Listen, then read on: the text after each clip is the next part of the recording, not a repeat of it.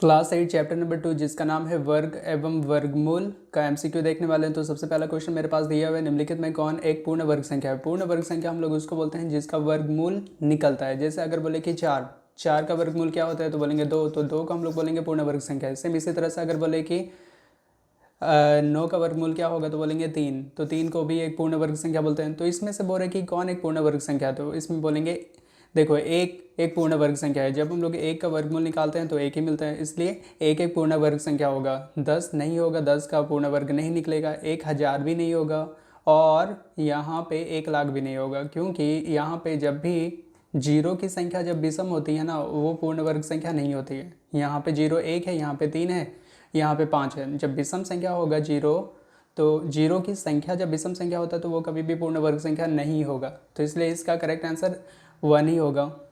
Question number 2 जिसमें पूछा गया है, एक पूर्ण वर्ग संख्या में इकाई के स्थान पर निम्न में से कौन सा अंक हो सकता है। इकाई के स्थान पर निम्न में से कौन सा अंक हो सकता है, बोलने का मतलब समझो ना। एक पूर्ण वर्ग संख्या में इकाई के स्थान पर निम्न में से कौन सा अंक हो सकता है। तो इसमें ना सबसे पहले ये समझना पड़ेगा कि पूर्ण वर्ग संख्या जब भी बोलेंगे, पूर्ण वर्ग संख्या जब भी बोलेंगे तो उस समय इकाई के स्थान पे, पूर्ण वर्ग संख्या में इकाई के स्थान पे हमेशा 1, 4, 5, 6, 9 या 0 होना चाहिए।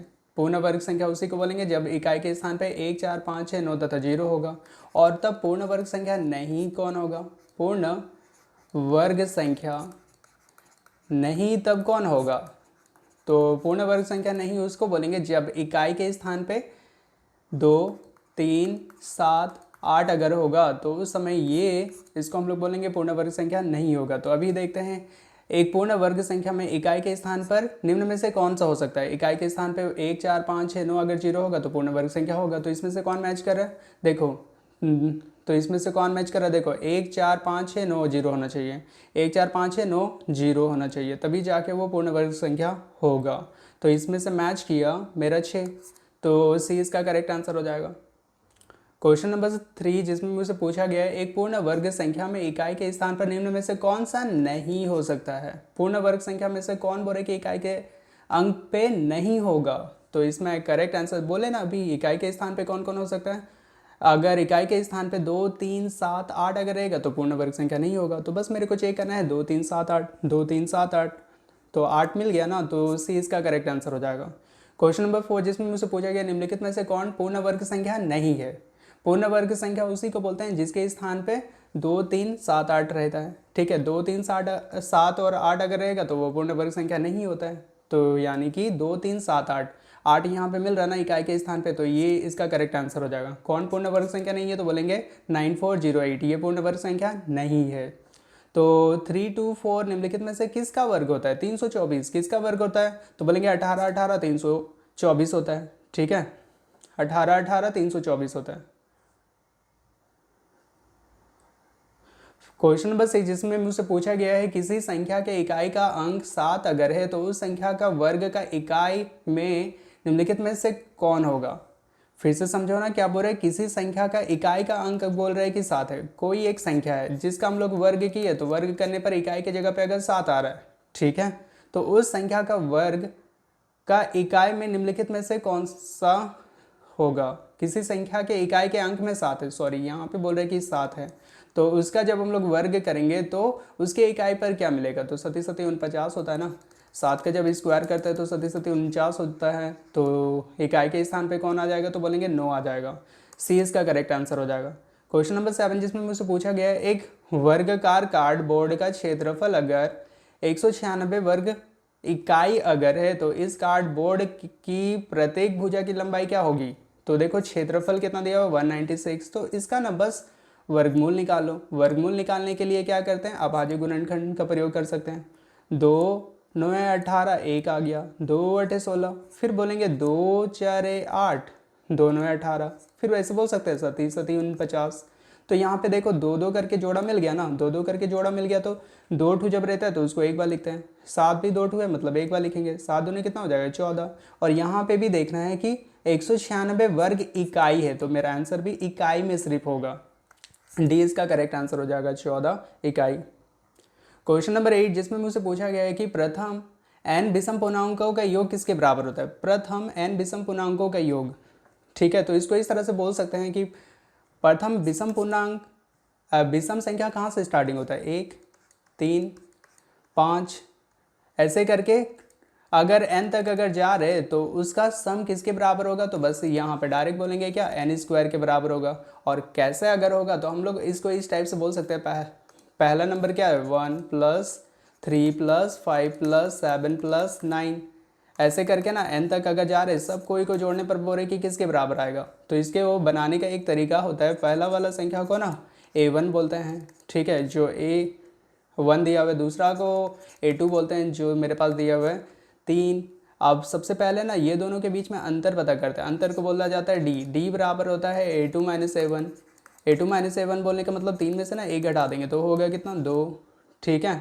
तो अब विषम संख्याओं सभी संख्याओं को जोड़ने के लिए एक तरीका होता है जिसको बोलते हैं SN। SN is equal to होता है n/2 2a + n - 1 d, ये होता है, ठीक है। तो यहाँ पे n का वैल्यू मेरे पास कितना है, n मतलब टोटल कितना संख्या है, तो n ही लिखेंगे, डिवाइड में 2 हो जाएगा। 2 को 2 लिखते हैं। फर्स्ट a बोलने का मतलब a बोल रहे या a1 बोल रहे, मतलब फर्स्ट संख्या कौन सा है, 1। n का मतलब होता है टोटल कितना संख्या है, n - 1 और d कितना निकाले, 2। फिर इसको आगे अगर सॉल्व करेंगे ना तो मुझे मिलेगा n/2 है, n/2 ही लिखेंगे। फिर 2 एकम 2 हो जाएगा, प्लस में इसको पहले इससे गुना कर देंगे तो 2n हो जाएगा, माइनस में 2 को 1 से गुना कर देंगे तो 2 हो जाएगा। तो यहाँ से हम देख रहे हैं एक प्लस में 2 एक माइनस में 2, दोनों कैंसिल हो गया। तो n/2 ही लिखेंगे और गुना में है ना तो 2n को गुना कर देंगे तो 2 और 2 कैंसिल हो जाएगा। n को n से गुना करेंगे तो मुझे मिलेगा n का स्क्वायर, इसलिए इसका करेक्ट आंसर क्या बोलेंगे, n का स्क्वायर होगा।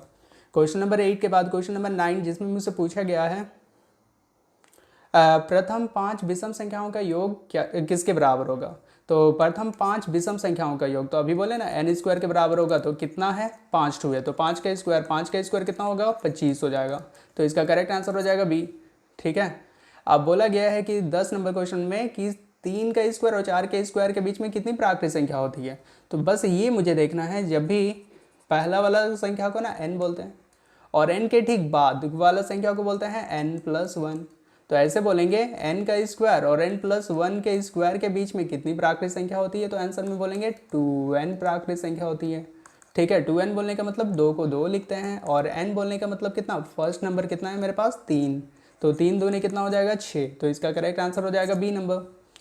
क्वेश्चन नंबर 11 जिसमें मुझसे पूछा गया निम्नलिखित में से कौन वर्ग संख्या नहीं है। वर्ग संख्या कौन नहीं है, किसका वर्ग नहीं निकलेगा, तो बोलेंगे आंसर में 12 का वर्ग कभी भी नहीं निकलता है। क्वेश्चन नंबर 12 जिसमें मुझसे पूछा गया निम्नलिखित में से किस वर्ग संख्या के इकाई का मान 1 होगा। किसका बोल रहे हैं कि वर्ग करेंगे कि इकाई का मान में ना 1 निकलेगा, मतलब ऐसा कोई एक संख्या है जिसका वर्ग करने पर बोल रहे कि इकाई के जगह पे ना 1 मिलेगा, ये कौन सा संख्या होगा। तो 9 का जब वर्ग करते हैं 9 9 81 होता है, ऐसे बोल रहे हैं ना 9 का वर्ग कितना होता है 81, 81 में लास्ट में कौन आता है 1, तो C इसका करेक्ट आंसर हो जाएगा। क्वेश्चन नंबर 13 जिसमें मुझसे पूछा गया है कि 1000 के वर्ग में शून्यों की संख्या कितनी होगी। बोलने का मतलब अगर मेरे पास ना 1000 है, इसका अगर वर्ग करेंगे तो इसमें कितना टोटल जीरो मिलेगा ये बताओ। तो 1 का वर्ग होता है 1 और 3 जीरो है ना, तो 3 जीरो का 6 जीरो हो जाएगा, 1 2 3 4 5 6, तो टोटल कितना जीरो हुआ 6 2, तो इसका करेक्ट आंसर हो जाएगा डी नंबर। क्वेश्चन नंबर 14 जिसमें मुझसे पूछा गया निम्नलिखित में से कौन पूर्ण वर्ग संख्या है। पूर्ण वर्ग संख्या कौन है, पूर्ण वर्ग संख्या बोलने का मतलब किसका वर्ग निकलता है, इसके बारे में बताओ। किसका वर्ग निकलेगा, तो यहाँ पे देखो जीरो की संख्या कितना है 2, और यहाँ से ऐसे करके भी बोल सकते हैं 4 चौके 16 होता है, और यहाँ पे 2 टू जीरो के बदले 1 टू जीरो मतलब 40, और ये सब में ना पूर्ण वर्ग संख्या नहीं निकलेगा, इसलिए डी इसका करेक्ट आंसर होगा। क्वेश्चन नंबर 15 जिसमें मुझसे पूछा गया है कि 441 और 484 के बीच कितनी पूर्ण वर्ग संख्याएं होगी। तो 441 किसका वर्ग होता है, तो बोलेंगे 21 21 441 होता है, और 484 22 का स्क्वायर होता है। तो 21 का स्क्वायर और 22 के स्क्वायर के बीच में कोई भी संख्या आता है क्या, कोई भी संख्या नहीं आता है, प्राकृत संख्या पूर्ण संख्या तो आता ही नहीं है, ठीक है। तो इसलिए इसका करेक्ट आंसर हो जाएगा 0। उसके बाद क्वेश्चन में पूछा गया है क्वेश्चन नंबर 16, यदि 1 का वर्ग 1 है, 11 का वर्ग 121 है, और 111 का वर्ग अगर 1 2 3 2 1 अगर है, तो यहाँ पे 4 टू 11 का वर्ग अगर करेंगे तो ये किसके बराबर होगा। तो ये सिंपल सा क्वेश्चन है। सबसे पहले हम क्या देख रहे हैं, 1 था तो 1 का जब वर्ग किए तो 1 आया। 11 का जब वर्ग किए तो देखो यहाँ पे सबसे पहले 11 का वर्ग बोल रहे हैं ना, 2 टू संख्या हो गया। 2 टू संख्या बोलने का मतलब पहले 1 लिखे फिर 2 लिखे फिर 1 हो गया। और जब 3 टू 1 था तो इसका जब हम लोग वर्ग किए तो यहाँ पे टोटल कितना संख्या है, 3 टू है। तो 1 2 3 तक गए, फिर 3 में से 1 घटा दिए 2 हुआ, फिर 1 हो गया। और जैसे बोले कि 4 टू अगर 1 है इसका वर्ग कितना होगा, तो सबसे पहले यहाँ पे गिनेंगे कितना संख्या है, 4 टू, तो 4 तक जाएंगे 1 2 3 4, फिर उल्टा 4 के बाद 3 2 1, मतलब इसका करेक्ट आंसर हो जाएगा 1 2 3 4 3 2 1, 1 2 3 4 3 2 1, सी इसका करेक्ट आंसर होगा। क्वेश्चन नंबर 17 जिसमें मुझसे पूछा गया है कि 7 का अगर वर्ग कर रहे तो 49 मिल रहा है, 67 का अगर वर्ग कर रहे तो 4489 मिल रहा है, 667 का वर्ग करने पर इतना अगर मिल रहा है तो 6667 का वर्ग किसके बराबर होगा ये बता दो। ठीक है, ये भी आसान क्वेश्चन है। सबसे पहले ये देखो ना, 7 का जब वर्ग किए तो कितना मिला 49, फिर 67 का जब वर्ग किए तो कितना मिल रहा है। तो यहाँ पे बस ये देखो ना, 7 का स्क्वायर कितना होता है, 7 7 49 होता है। ठीक है, 4 है ना, यहाँ पे देखो जब 2 संख्या था तो 2 बार 4 लिखे, और 8 से ठीक पहला कौन सा नंबर आता है, 9 से ठीक पहला 8 नंबर आता है। ठीक है, 2 संख्या जब था तो टोटल मिला के 4 टू संख्या हुआ, 1 संख्या था तो 2 टू हुआ, 2 था तो 4 टू हुआ। अब देखो तो क्या हुआ, 667 का जब वर्ग किए तो सबसे पहले 7 का स्क्वायर कितना होगा 49 लिख लो। फिर उसके बाद देखो 3 टू अगर संख्या है तो 4 को लिखेंगे टोटल 3 बार, 3 बार लिख लेने के बाद बाकी यहाँ पे टोटल संख्या कितना 3 है ना, तो 3 संख्या का जब भी वर्ग निकालेंगे तो टोटल मिलाकर यहाँ पे संख्या ना 6 होना चाहिए, 3 का डबल होना चाहिए 6। तो 3 तो लिख ही लिए, तो अब बचा कितना, 2 बार सिर्फ 8 लिख लेंगे, तो यहाँ पे 3 और 3 मिलकर 6 हो जाएगा। अब जो मुझसे क्वेश्चन पूछा गया था 667 का स्क्वायर किसके बराबर होगा, तो सबसे पहले 7 49 तो हो गई। अब 4 है संख्या तो टोटल मिलाकर 8 होना चाहिए। 8 होने के लिए सबसे पहले 4 को वो 4 बार लिखेंगे, उसके बाद बाकी 3 बार बस 8 लिख देंगे। तो यहाँ से इतना 4, यहाँ से इतना 4, टोटल मिला के 8 संख्या हो गया। तो बोलेंगे 4 4 4 4 8 8 8 9, 4 4 4 4 8 8 8 9, डी इसका करेक्ट आंसर होगा। क्वेश्चन नंबर 18 जिसमें मुझसे पूछा गया 6 के स्क्वायर और 7 के स्क्वायर के बीच में कितनी प्राकृत संख्या होती है। तो 6 को देखने के 6 के ठीक बाद 7 आ रहा है ना, इसको हम लोग ऐसे बोलते हैं, पहली संख्या को n बोला जाता है मतलब n का स्क्वायर, दूसरी संख्या को बोला जाता है n+1 का स्क्वायर। n का स्क्वायर और n+1 के बीच में कितनी संख्या होती है, तो बोलेंगे 2n संख्या होती है। तो 2n बोलने का मतलब 2 को 2 लिखते हैं, n बोलने का मतलब पहली संख्या कौन है 6, 6 दूनी 12, तो सी इसका करेक्ट आंसर होगा। क्वेश्चन नंबर 19 जिसमें मुझसे पूछा गया 1.1 का वर्ग किसके बराबर होगा। तो 1.1 बोले या 11 का वर्ग बोले, तो 11 का वर्ग हम लोग जानते हैं ना, 11 11 121 होता है। तो 1.1 का वर्ग बोल रहे हैं मतलब 11 11 121 नहीं हुआ, 1 के बाद पहले पॉइंट था, तो जब वर्ग करेंगे 2 के बाद पॉइंट आ जाएगा। तो 1.21 इसका करेक्ट आंसर होगा, डी इसका करेक्ट आंसर है।